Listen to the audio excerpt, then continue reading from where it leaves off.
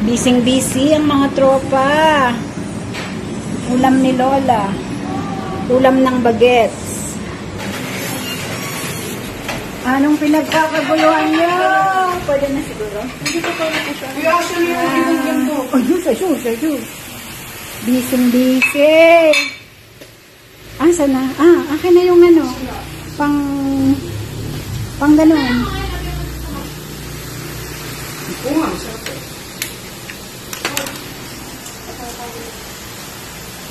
Say hi.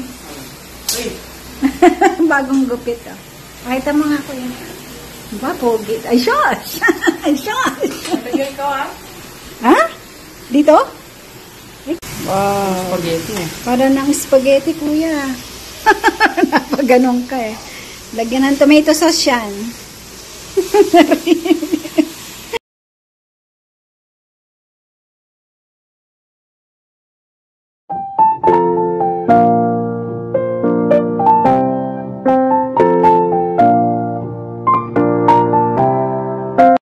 Patatas ito. Plus. Am tout petit peu plus. Patatas. Mantika. Ha?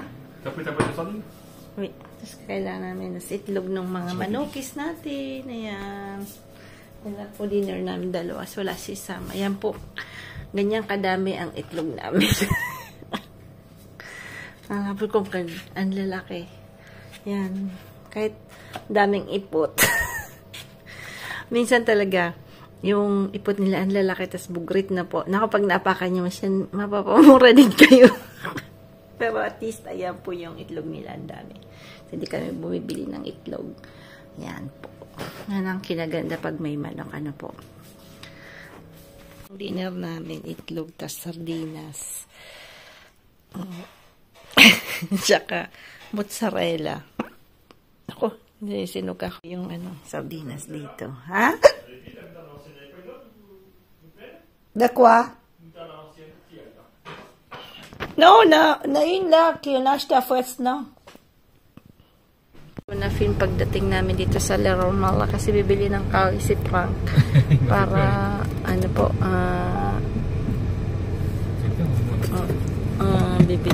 gagawa po kami ulit ng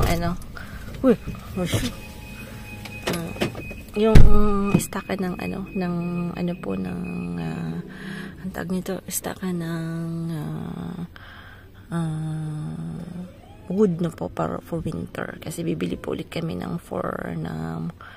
tawag dito sterno, so mga kailangan ulit ng ng medyo malaki-laking istakan kasi syempre medyo pag malamig medyo madami po kaming nagagamit na kahoy, so yun, ganun po ang gagawin niya. So bibili po kami ng medyo ng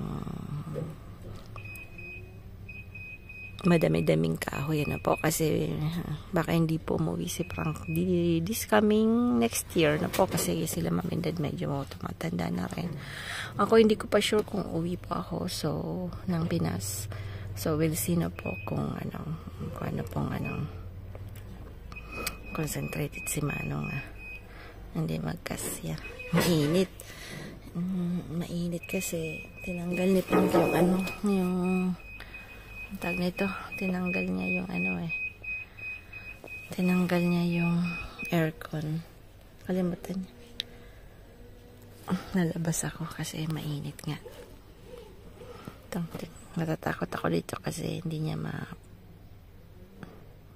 may isang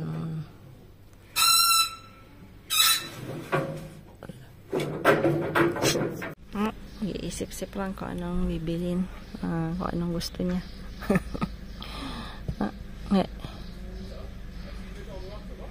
Ouais, c'est pas grave. Ouais.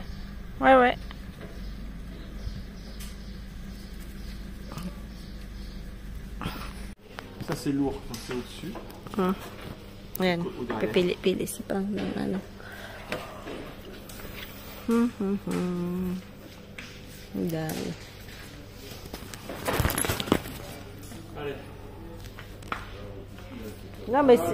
Oui, balas lah.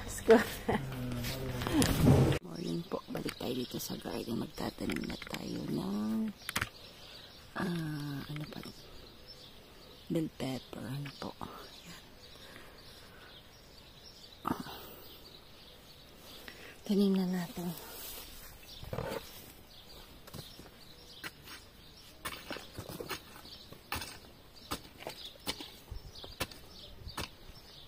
Kadang manay lang to, hindi to talaga hindi po to professional, baka mabas na naman tayo. Ano lang to parang kadang manay tini lang to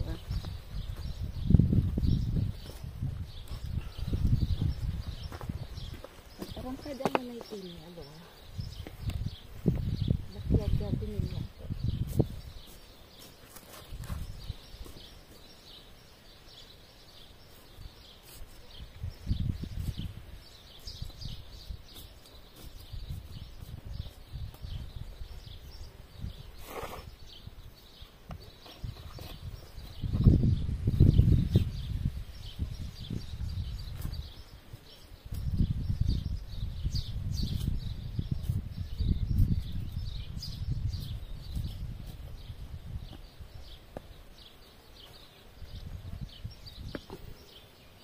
Ano po kasi ngayon, holiday dito sa Pasay po, so walang pasok. Walang pasok ako, so gusto sana nito sa Pasay. Kaya lang mahangin. So bukas na lang po sila. Pagkatid sa akin, diretso na po sila sa dagat ni Sam. Mag-fishing po sila. Bumili po siya ng paing. Yung paing dito, yung bulate, magna 9 euros yan, isang maliit na box. Ganun kamahal yung bulate na pampain. Medyo na yan. Yan, parang ang lalapit na pakadali ko. Kasalapit ng pinag.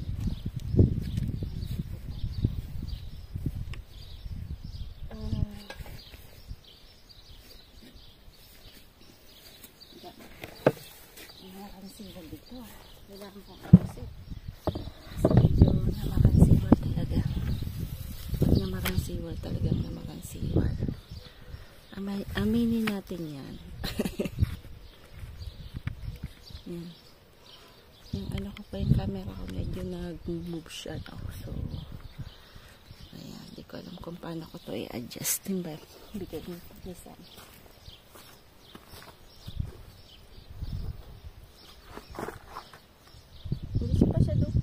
kalaki yung ano natin, yung biho, pero kailangan na natin itanim para mabilis.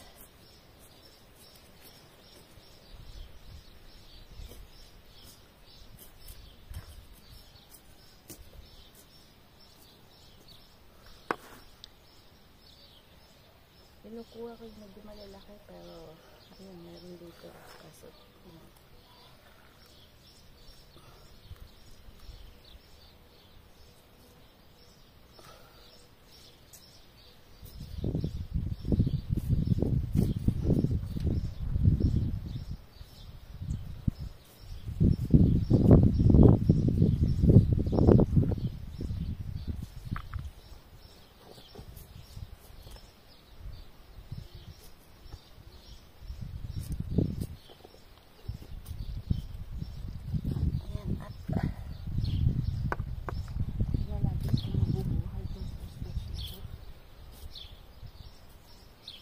halaman naman alaga lang sa pagmamahal.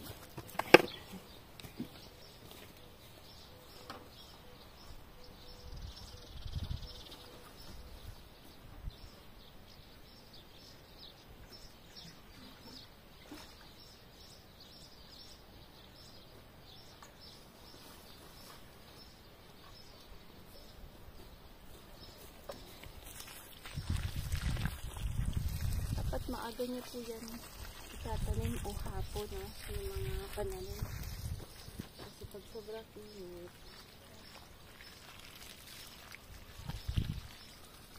pag dinilig niyo po lunod-lunod yung konti.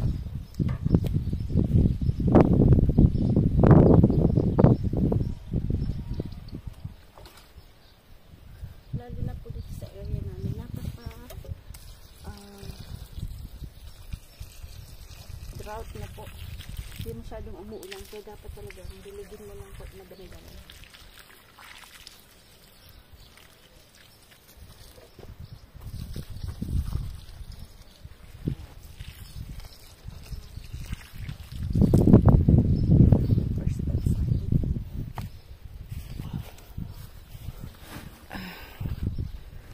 Saan ba yung ano natin?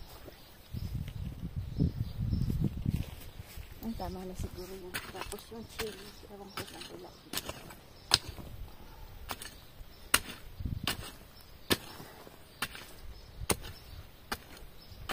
At ito kailangan natin to.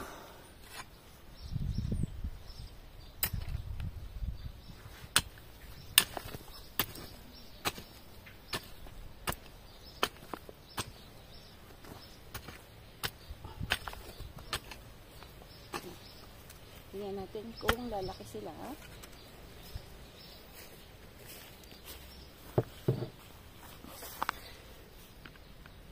Taas to, tatanggalin na natin yan. Yung ito, yung mustasang may tatanggalin ko lang po yung tatanaman natin ng chilies. Kasi yung binili namin na crisson ni Frank, that's French vegetable. Mukhang hindi siya crisson. Ibang klase din. Dapat pabilog po yung daon. Although yung taste niya medyo the same, but parang hindi. Kasi pag bibili ka yung seeds, hindi mo alam. Minsan namimix nila na po. So, that's the...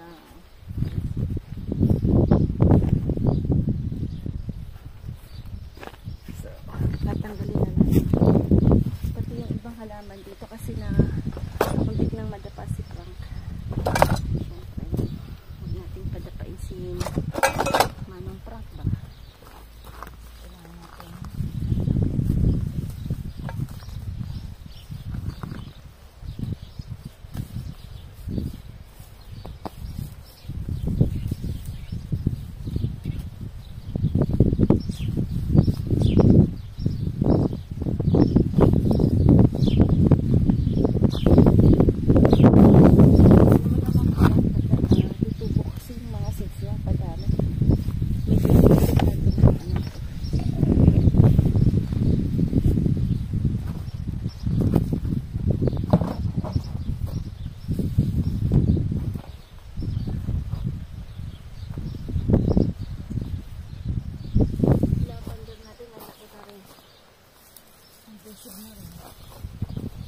Dati invisible, ngayon invisible.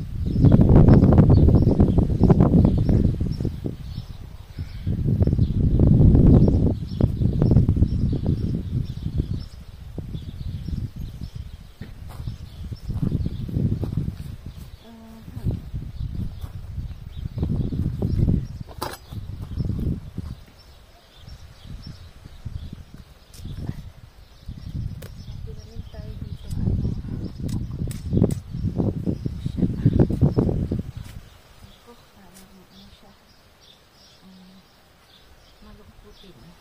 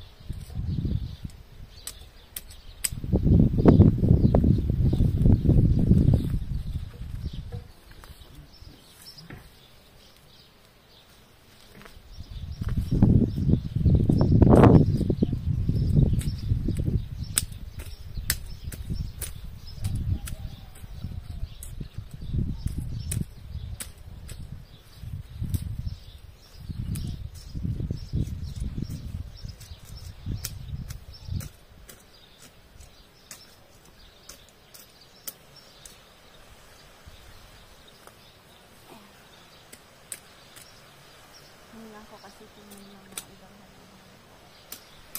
Opo.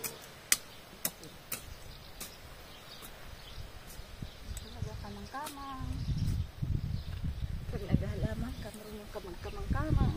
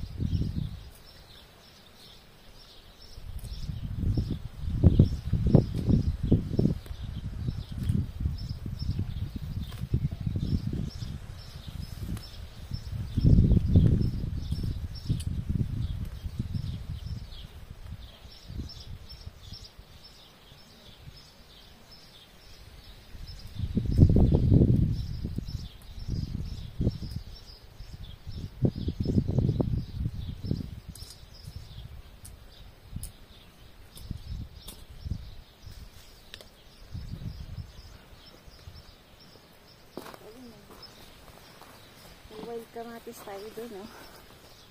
Banda doon po, nakita niyo po yun doon. Wild kamatis. Ayun. Ayan, wild kamatis. May wild kamatis doon. Hindi na natin tatanggalin yan. Hindi na lang natin yan. Dito tayo sa kabila. Kabilang side.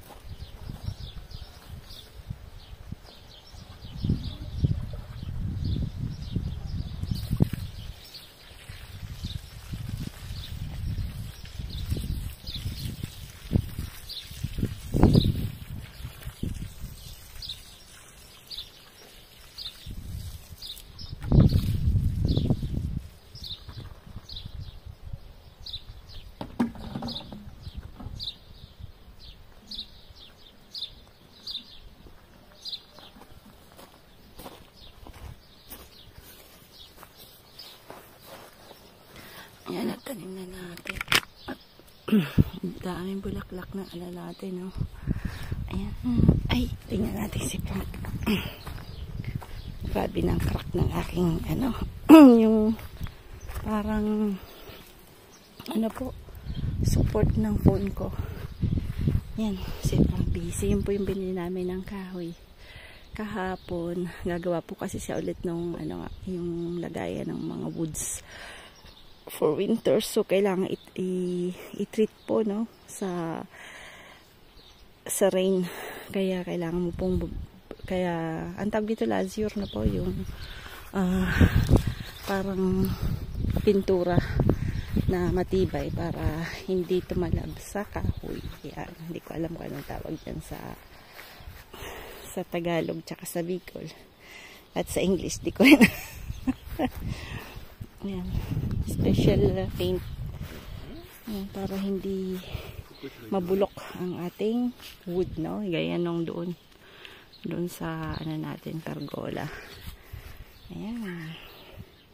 So today hindi kami umalis. Pero marami pong work. Kailangan natin gupitin yung mga roses na po, yung mga ano ng flowers na po. So, kailangan ikakat yan. Yan. So, yan po yung medyo, tapos ito yung trinate natin. Pag nag-black, ibig sabihin tigok na. Pero, kailangan i-treat ulit natin kasi meron pa rin. Ayan. Sa dami ba naman. Tingnan niyo po. Parang hindi ko kasi siya na agapan agad na po. So, yung mga citrus medyo maraming mga aphids po na pumupunta, mga kung ano nung klaseng sakit-sakit din. So medyo mahirap. Kaya pag bibili po kayo ng oranges, kasi po nung nag-work ako sa drive na po, lahat po kasi namin pinuput yung treatment. Ang dami po treatment. Kaya, I mean, very hard talagang yung saludo ako sa mga organic na citrus na po kasi maraming sakit-sakit yan, mga yan. So, anyway, ganun talaga yan. Takat natin yung mga old na flowers na nagkataranggalan na yan. Po yung gagawin natin today. Pero medyo mainit na. Hindi naman ganun kainit kasi medyo may hangin. But anyway, ganyan talaga. Kasi nga yung mga bees. Pakinggan nyo yung mga bees. Kaya hindi ko po ito hindi namin ito pwedeng tanggalin gawa sa bees na po. So, pwede nga kami kaya lang di kami marunong ng hangin na po kasi ang dami namin bees. Ang dami yan. Ang dami po. Hindi po harmful yung bees. Kahit pag hindi nyo po sisinaktan, hindi naman po sila nag-a-attack. Hindi gaya ng wasp na po. So, yan. Dami niyan kasi lahat po blooming yung natin, yung truhen na to. Kaya hindi namin siya hindi namin po siya trinim na po, gawa ng alam namin na season po ng mga bees, no? Pero alam ko ngayon po ay hindi bawal i-trim ngayon yung mga pero may nagtitrim pa rin, pero kasi may mga ganun, may mga season kung paano kailan i-trim. Normal mo before yung pag-spring tapos